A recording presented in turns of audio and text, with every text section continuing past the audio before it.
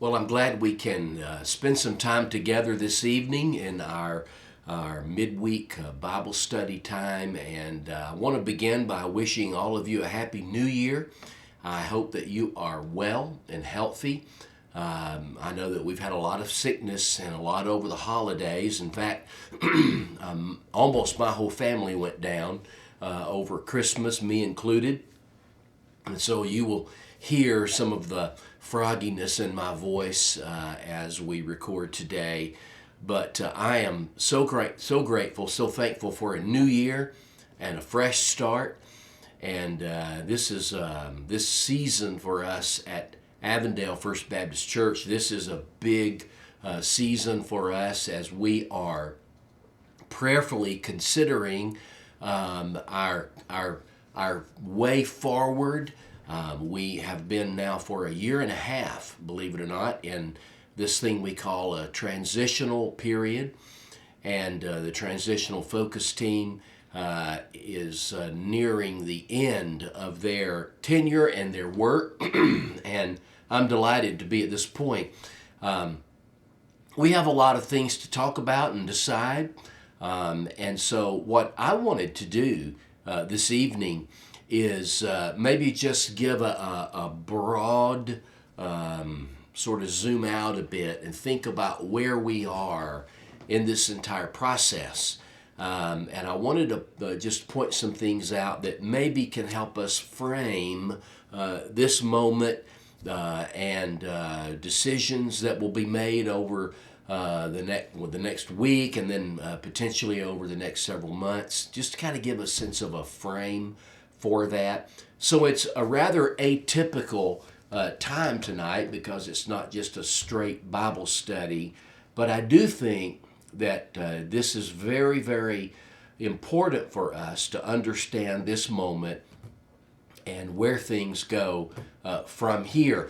You will you will notice that I have some doodling here. I will tell you that first of all, my mind works sort of like a flow chart. That's just sort of how I think.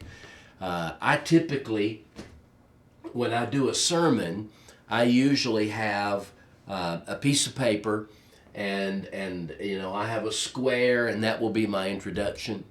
And the next square will be the first part of the message, and I sort of do a flow chart for all the things I want to get done. And then I can write little bits of information in, and I usually can summarize an entire sermon on the front of one piece of paper. Some of you are thinking to yourself, I wish it only took that long to get them out, and I get that.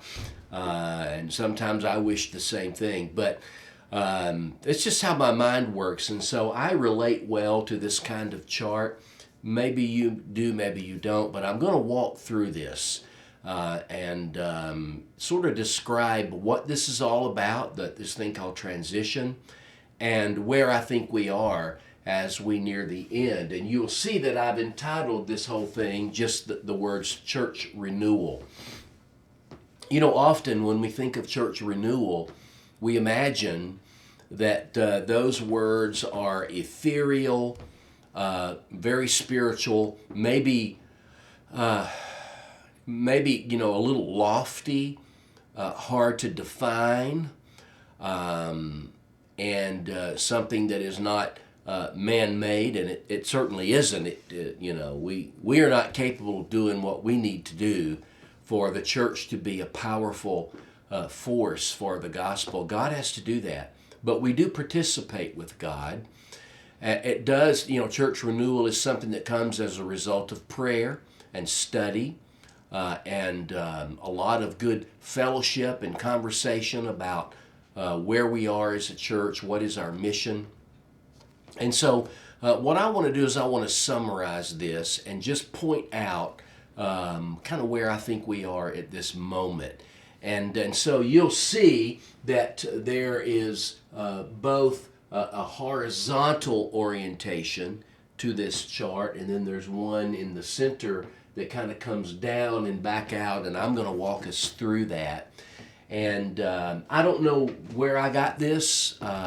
This is not original with me, this layout. I'm not sure where I got it. But I do want to give credit to someone, not me. If you know where I got it, let me know. I would like to know that. But notice that on the horizontal orientation, we have 3 boxes. First of all, our current reality. Secondly, God's purpose, His purposes for the church. And thirdly, a renewed sense of momentum. And I'm going to come back to this, but I'd like to just say that at the end of the day, if we want to call what we've experienced church renewal, then there must be a new momentum to go forward in a gospel-centered way and in the power of God. Without that new momentum, it's really hard to use the word renewal. We can study, we can pray, we can make plans, we can elect committees, but if the church does not come out of that process with a new determination, a new faith, a new clarity about our purpose, and with renewed emotion to go forward with the Lord. If we don't have that new momentum, that it really isn't fully church renewal. It may be good Bible study, but it's not renewal. So and I think we would all agree that the year and a half we've spent together is really not worth it if we don't come out of this with this sense of momentum, a renewed momentum, and that is our prayer. And so I just want you to see that current reality means that we compare what we know about ourselves now as we begin with what we understand about God's purposes. Because in reality, the first rule for church life is that we be in God's will and that we be fulfilling His purposes. And so in order to ensure that, we go through a season, that arrow, and you'll notice it says self-examination. And that is really what a transition begins with. We take a long look at where we are. We ask ourselves, are we content with our relative fruitfulness? Are we content, with what we see in the ministry? How well do we think we are reflecting the purposes of God for First Baptist Church Avondale Estates? And so this process of self-examination moves us from our current reality into a greater understanding of what God really wants, and an understanding about how relatively close or far we may be to fulfilling God's purposes. And that can sound negative, but it's really not. It's really simply about it's a spiritual discipline, a corporate spiritual discipline, where we ask ourselves hard questions and we ask the Lord to bring us more fully into His purposes. And then if that happens, we can wind up with new momentum, because through self-examination, we understand God's purposes. And then as God realizes that we are seeking to be in His will in the fullest possible way, that leads to God's blessings on the ministry, which creates the new momentum that we sort of intuitively know that we need.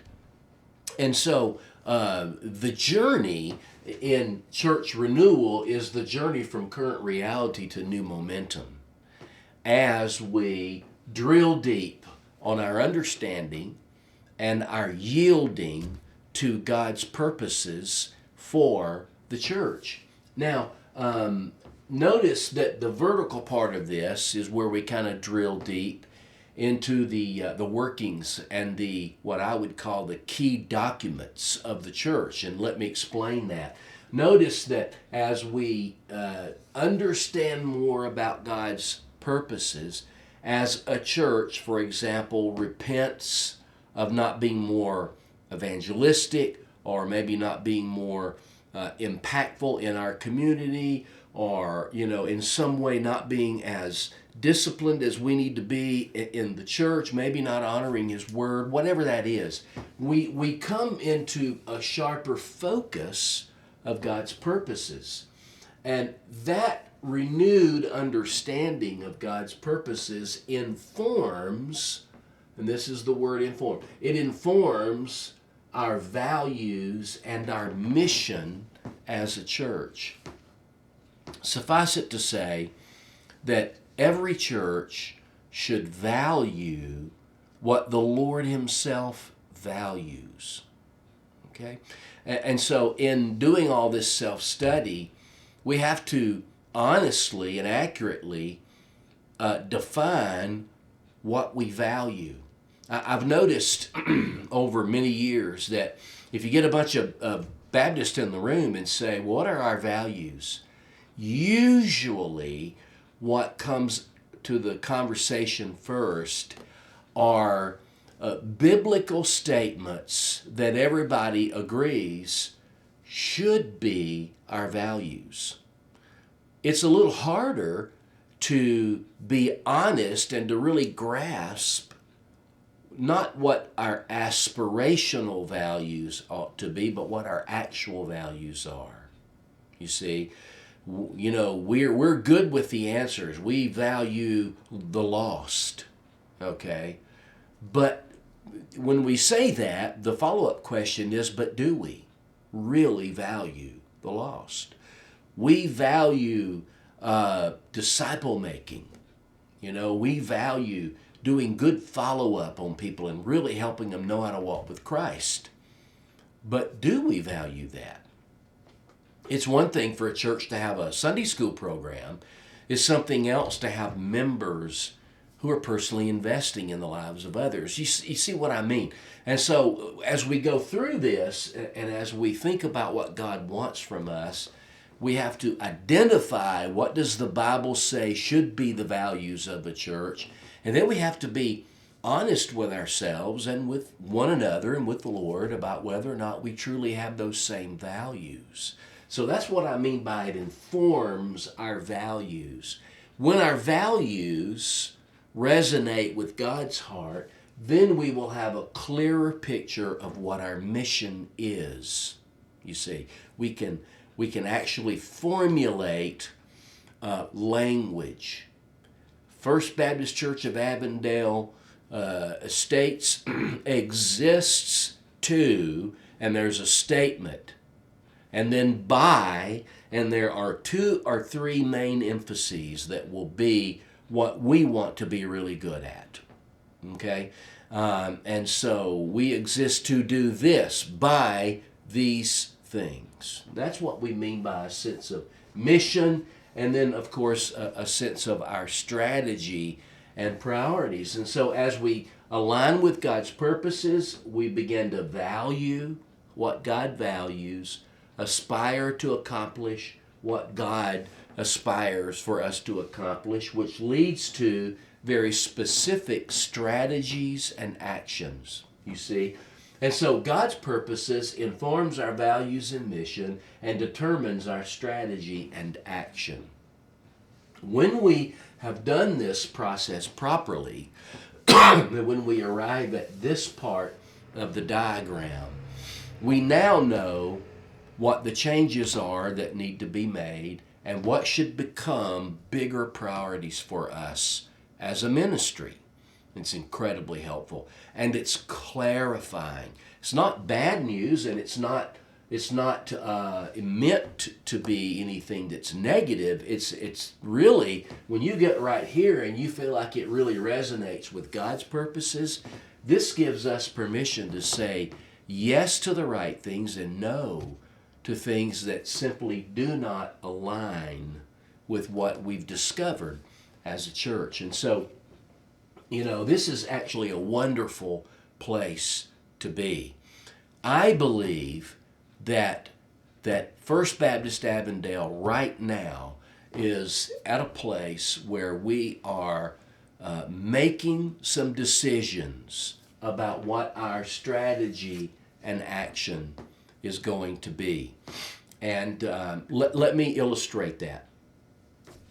You know, the clear and obvious question has been, when are we going to call a pastor? You know, it's a great question. And then along the way, we have discovered the heartbeat of Gospel Hope Church. And so we have an unanswered question right now. We're soon going to seek to answer that as God leads us. But should we consider ways that we might partner with Gospel Hope?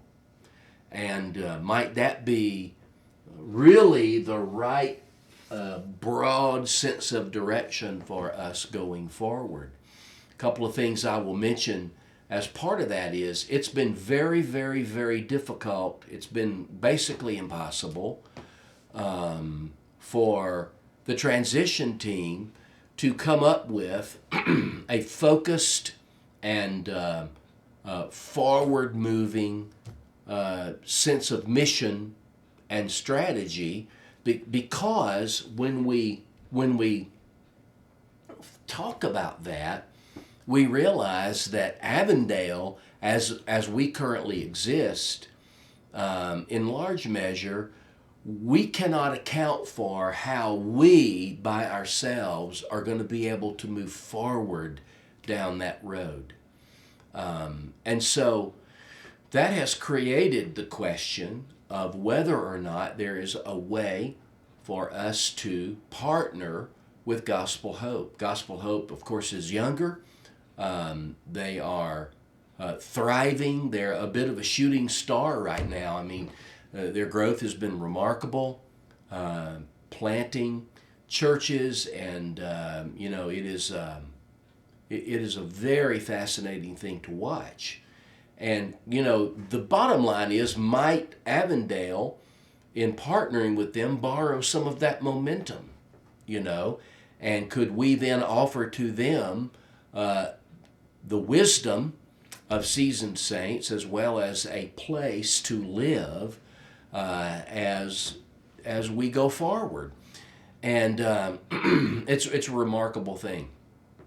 Sunday there was a visiting couple here, and I spent some time with them after the service in the sanctuary. And then as we walked out to where the breezeway area is, they were quite taken with the activity, the energy, and all that was happening there. And so they were filled with questions. Interesting. It just reminded me of this moment and how we are asking the big question, the hard question, but we're asking an honest question. Does all this mean that our path and Gospel Hope's path should somehow be the same path as we move forward? And so we're right here.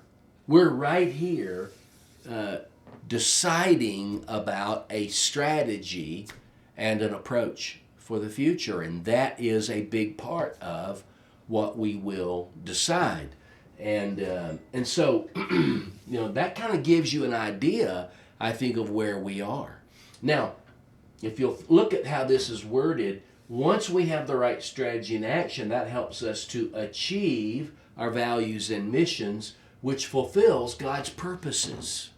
And as this begins to happen, God's heart is blessed by our obedience, and God then returns His blessings back over and over on churches that take His purposes seriously. You see?